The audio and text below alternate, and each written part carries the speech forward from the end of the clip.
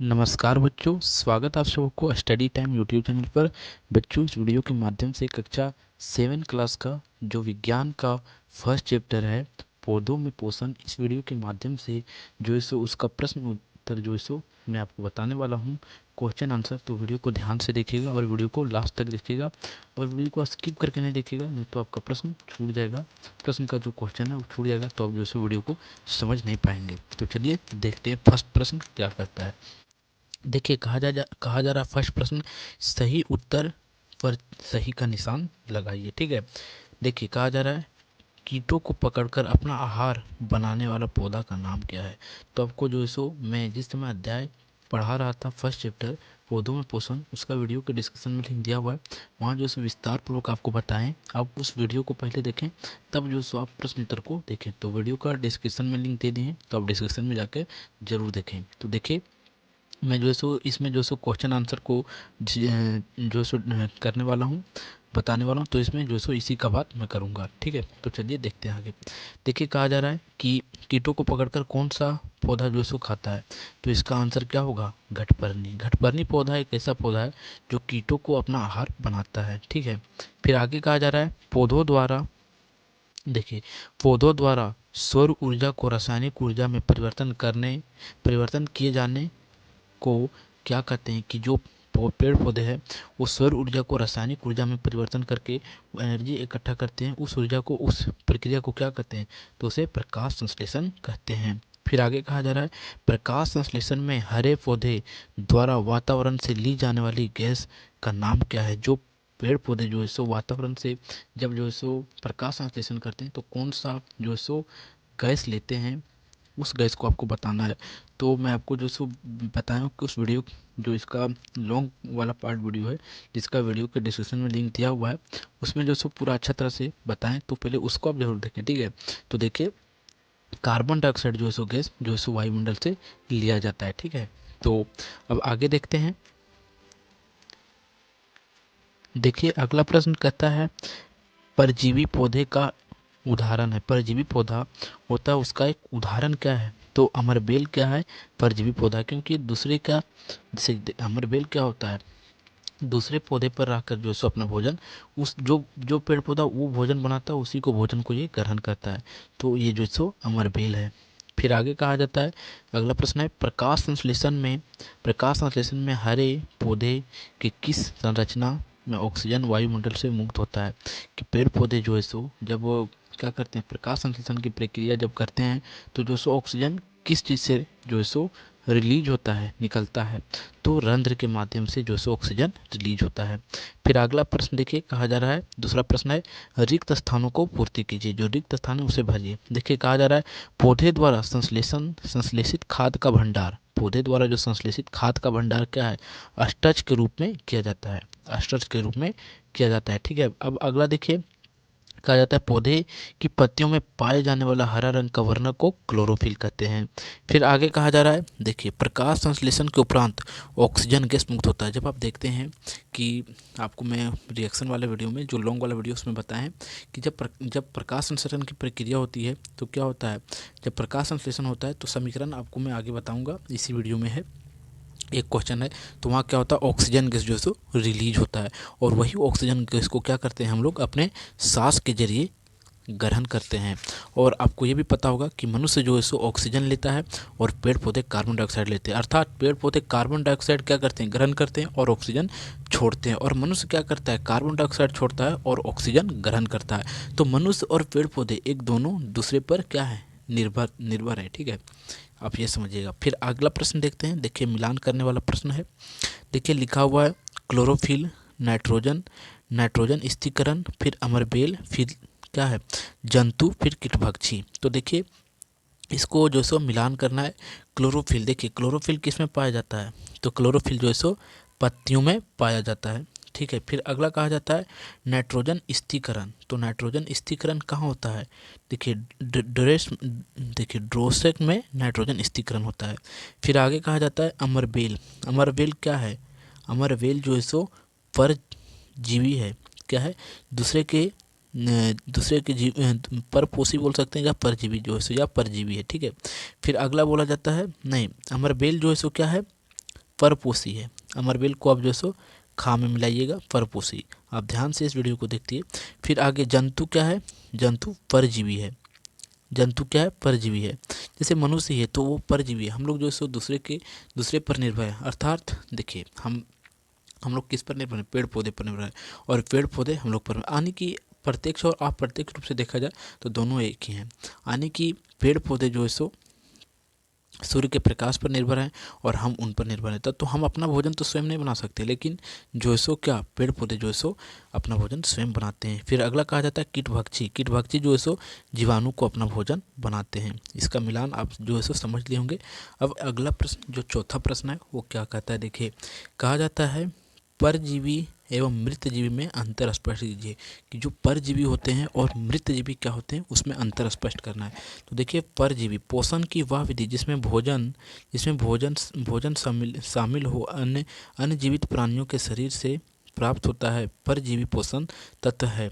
इस प्रकार से भोजन प्राप्त करने वाले जीव को परजीवी कहते हैं। उदाहरण के लिए अमरबेल, तना, परजीवी जो है सो ये सब परजीवी हैं। और मृतजीवी क्या होते हैं, जो दूसरे के शरीर से जो भोजन ग्रहण करते हैं उसे मृतजीवी कहते हैं, मरे हुए से। इसका उदाहरण क्या है, कुकुरमुत्ता है, मशरूम है, ये सब जो है सो मृतजीवी का उदाहरण है। या फिर अपना जो है सो ऐड कर लीजिएगा, लिख लीजिएगा कहीं। फिर अगला प्रश्न देखिए अगला प्रश्न कहा जाता है, पांचवा प्रश्न है, आप पत्तियों में अस्टच की उपस्थिति का परीक्षण कैसे करेंगे। कि पत्तियों में जो सो अस्टच की उपस्थिति है, इसका परीक्षण आप कैसे करेंगे। तो देखिए उत्तर के माध्यम से समझिएगा। देखिए पत्तियों में अस्टच की उपस्थिति का परीक्षण द्वारा किया जाता है।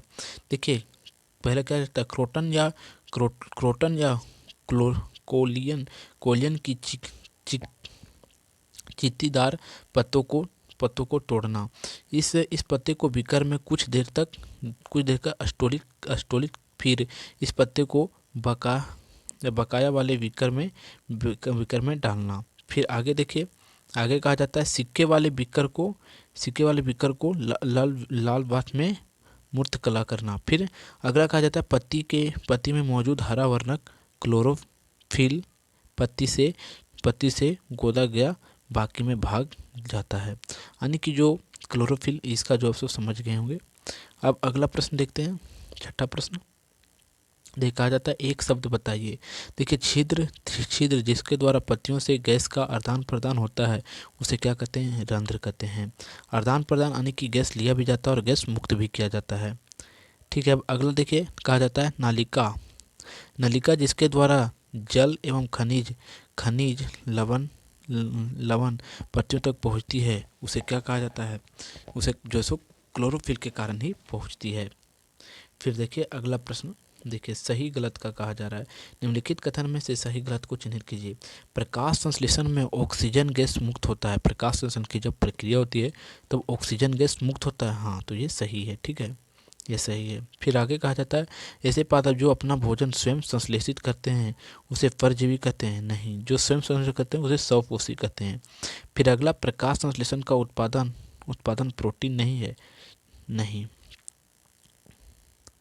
नहीं। फिर अगला प्रश्न देखिए, प्रकाश संश्लेषण में देखिए क्या कहा जाता है, प्रकाश संश्लेषण में सौर ऊर्जा का रासायनिक ऊर्जा में रूपांतरण। हाँ, सौर ऊर्जा जो होता है रासायनिक ऊर्जा में रूपांतरण हो जाता है, तो ये सही होगा।